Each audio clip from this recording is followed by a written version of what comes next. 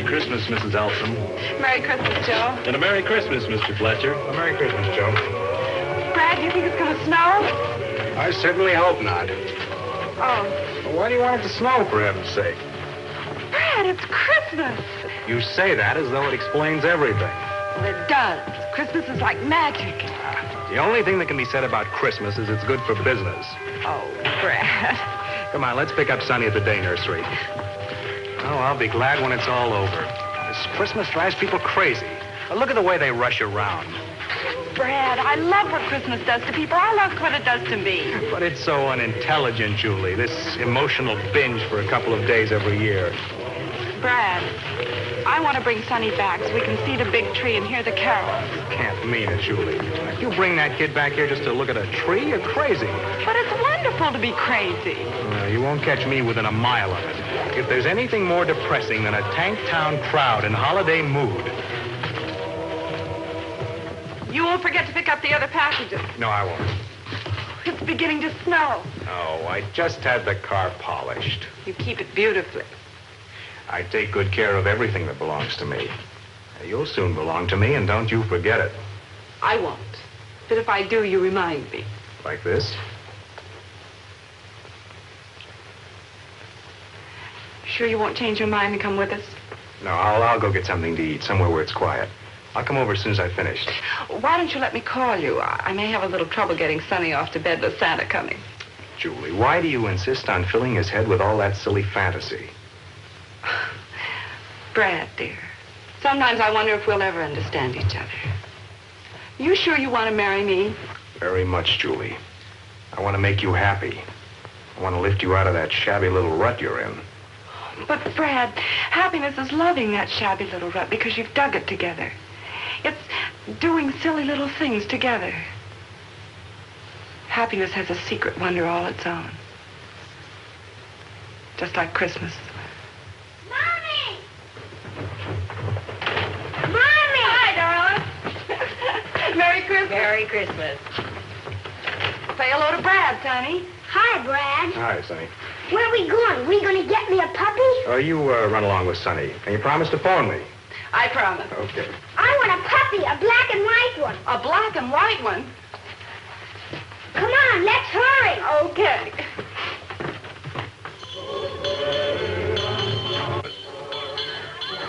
Mommy, oh, Mommy. Now we're really cooling Christmas, aren't we, Mommy? Really, truly. Is it the biggest tree in the world? I don't know, Sonny, but I hope so. How did you know my name is Sonny? I was over there before you arrived. The tree whispered to me, Sonny's coming. How did you know it was me when you saw me? You see, the tree also told me that Sonny's mother would be wearing a sprig of holly. And it said that she might even be willing to part with it. Would you, Mommy?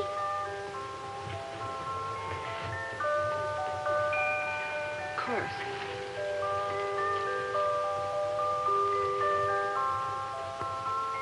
Thank you for my first Christmas present.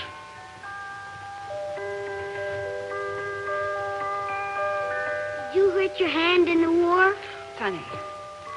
Yes, I hurt both of them. They don't look very pretty, but they work as well as ever.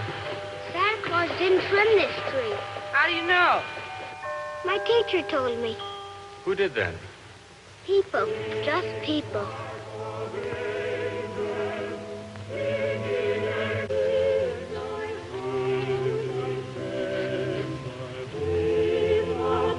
Pick me up. I want to show you something. Sonny? There we go. Now, what is it you want to show me? Over there.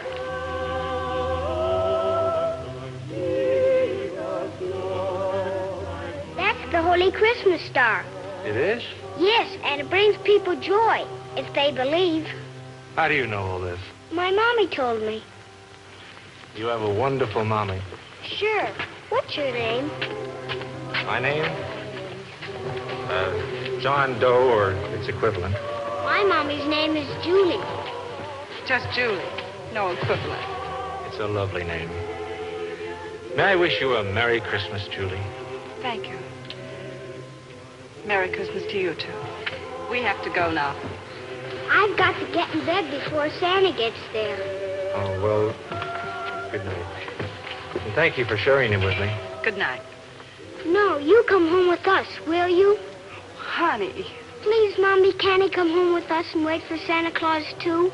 Sonny, I'm sure Mr. Doe probably has... You don't have anything to do you? Please?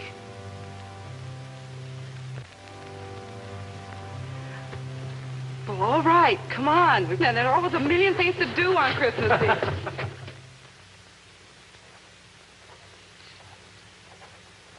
A sled? A cowboy suit? And a puppy. But most of all, dear Santa, I want a puppy. There. Now you sign it. Okay? There.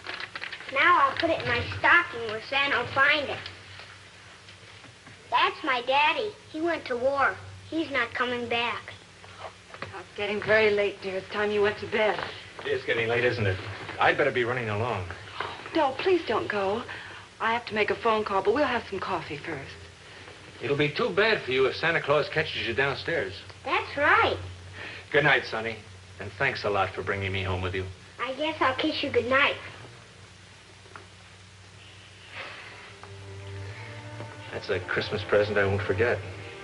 Wouldn't surprise me if it's the best I ever had. Good night, Sonny. Good night.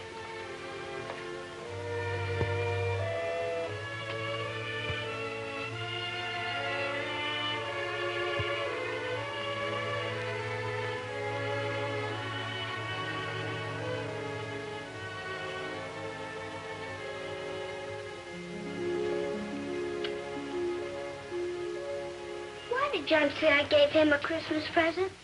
Because you gave him that nice big hug. But that isn't a real Christmas present. Sonny, as you get older and wiser, you'll find that love is the only real present you can ever give. But I like John. I want to give him something nice. You think he would like this? Well, it's hard to tell. How about this? I know. I'll give him this for Christmas. Sonny, that's a lovely gift. I'm sure John will love it. Now, it's time to say our prayers, don't you think? Shall I pray for the same things? Yes, the same things. And maybe a special prayer for Christmas.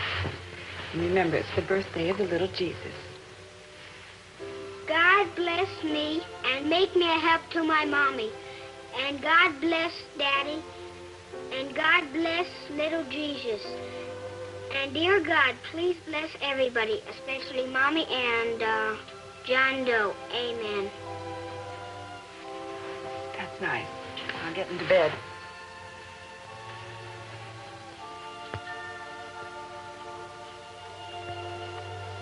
Here you go.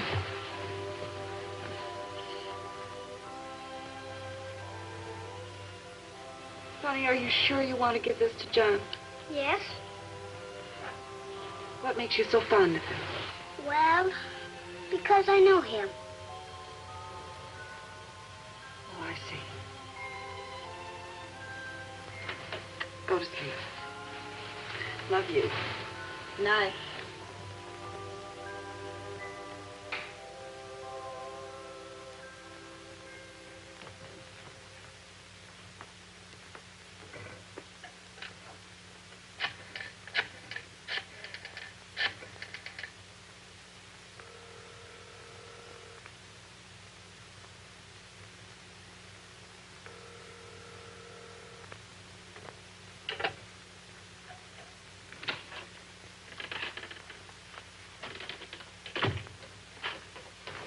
Thought I'd make myself useful. Well, good. How'd you happen to find everything? Oh, just instinct, I guess. I can all... Sonny's Christmas present to you. It's his favorite toy. It's pretty soiled. You don't have to keep it, of course. I want it. I'd better go. Where do you go when you leave here? I don't know. I'm sorry I was so inquisitive. After all, when you said your name was John Doe, that was warning enough to mind my own business, wasn't it? Julie. I'm sorry, Mr. Doe. That's not my name. This isn't even my face. I don't know who I am. I don't know where I came from. They found me in a ditch. My clothes were blown off. Even my dog tag's gone. The flesh was burned from my hands and face. In the hospital, they wrote John Doe on the chart while they gave me new hands and face. Yesterday, they gave me clothes and money and discharged me. I'm all equipped to live again. But they can't tell me who I am. No fingerprints, Julie. And no memory.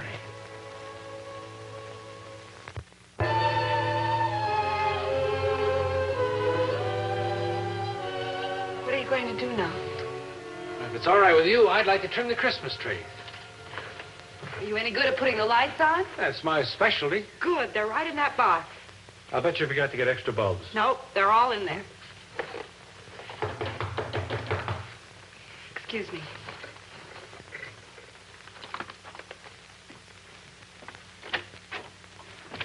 Julie, why didn't you phone me?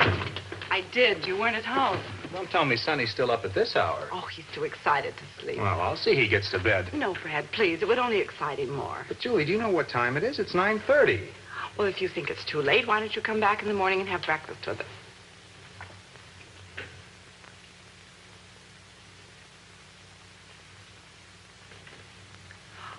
This is a friend of mine, Mr. Doe. Not John Doe, by any chance. Yes, John Doe. And quite by chance.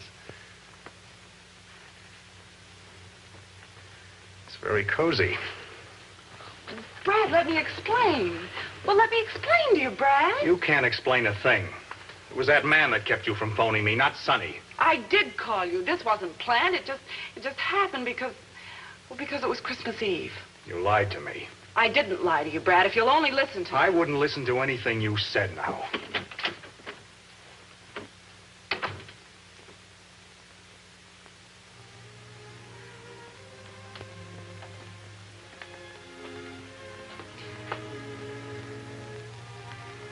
That was the man I was going to marry. I'm sorry, John. About what? It must have been embarrassing for you. Did you love him? I don't know. I was so amazed that anyone would want me after Bob was killed. I was grateful to Brad. He was giving us a chance for a home.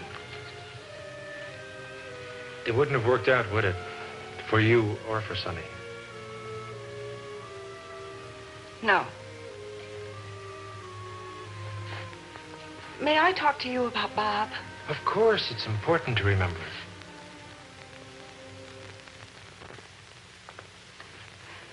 We were very much in love. I was 19 when we were married, 20 when Sonny was born. I was 23 when Bob got his wings. I was still 23 when word came that his plane had been shot down. I've lived with this memory ever since. So close. And then when I met you tonight, I had the wild, crazy hope that Bob would come back to me. Julie, I'm not your Bob. I'd know it, I'm sure. I know. But it was the things you did. Taking my Holly from me. Loving Sonny's old Santa Claus doll. Lighting a fire. And your tenderness. The way you spoke to Sonny. When I asked him why he loved you, he said, because I know him. It's Christmas Eve. And I wanted to believe in a miracle. I wanted the holly because you had worn it. I wanted the Santa Claus doll because it seemed to remind me of something, I don't know what. And I fell in love with Sonny. Surely you don't need an explanation for that. Good King Wenceslas comes next. No. It only plays Jingle Bells. But I remember. What do you remember, John?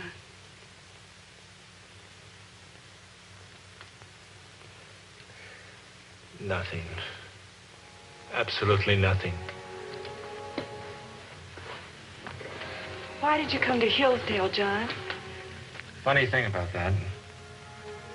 I was on the train, and through the window I saw that big tree in town square. Boy, I grabbed my hat and hopped off that train as though I had a date with Christmas. I've got to know who I am and where I came from. I thought I could build a life without a past right from scratch, but I can't. I've got to know so many things. I've got to know now. Why now? Suppose I have a wife somewhere. And a little boy like Sonny. You will remember, John.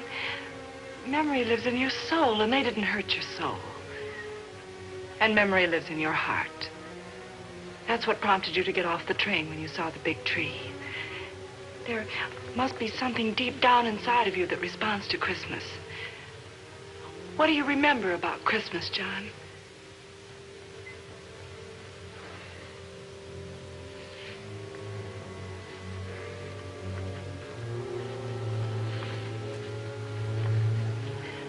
Was there snow at Christmas time?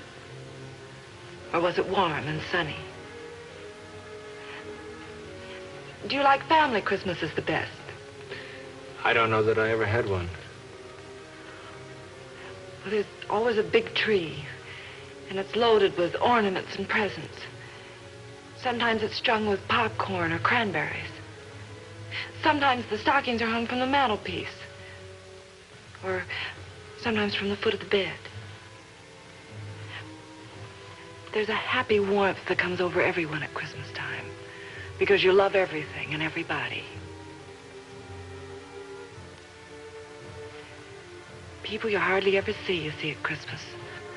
Uncles and aunts, mothers, fathers, grandparents, and always the children.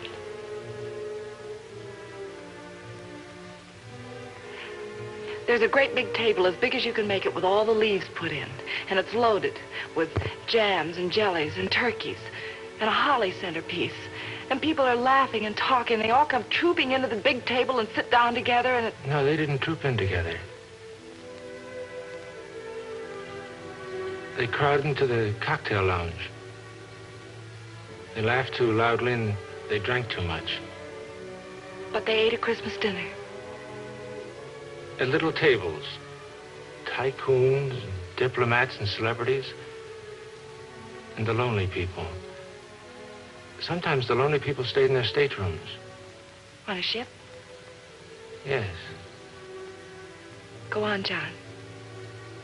We always had a suicide or an attempted suicide at Christmas time, but among the lonely ones. Was it a big ship? A floating palace. There were not many children on the Christmas crossings, but I remember one little boy and his governess, and he had a music box that played Jingle Bells. And then good King Wenceslas. Yes. And he gave me a little old Santa Claus doll. Something like this one. It became my mascot, and when I joined the service, I tacked it over my instrument board. And I called my plane the Merry Christmas. John. My name is John. John Porter. I was purser on an American luxury liner, New York to Cherbourg. Was there a wife? Not yet. Mommy! He's awake. Just a minute, I'll be right there. Did Santa Claus come yet? Did he, Julie? Yes. I think that maybe he has. I know darn well he has. Come on. Mommy!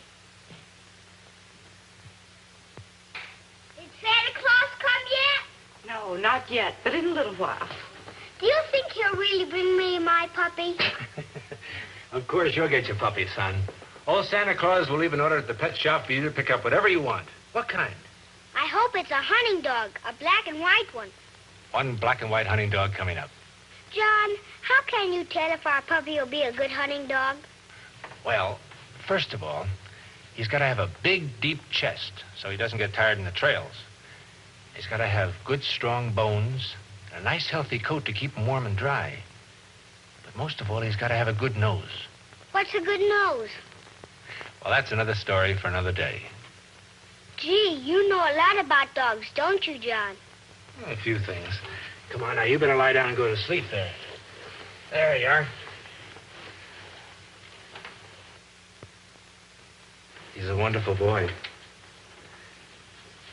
Julie, you took me in, a stranger deprived of a past, bewildered by the present, and uncertain of the future. What are you going to do with me now? Oh, John. If you'll let us, we'll love you forever. Let you?